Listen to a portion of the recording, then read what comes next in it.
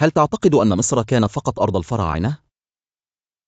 الإسكندر الأكبر دخل مصر عام 332 قبل الميلاد. أسس الإسكندرية مدينة العلم والثقافة والمكتبة الشهيرة. الإسكندرية أصبحت مركزاً للعلماء والفلاسفة من أنحاء العالم. عام 30 قبل الميلاد دخل الرومان مصر وسيطروا عليها. جلب الرومان فنونهم المعمارية، الأقواس، الأعمدة، والمسارح.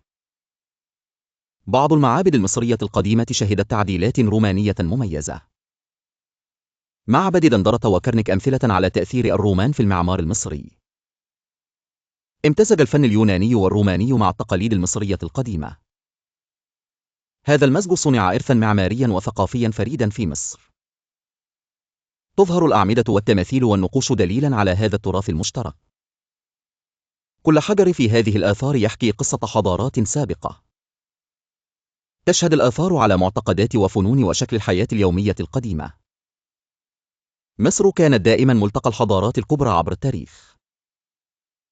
الأثر لا يموت أبداً، ومصر شاهدة على حضارات خالدة.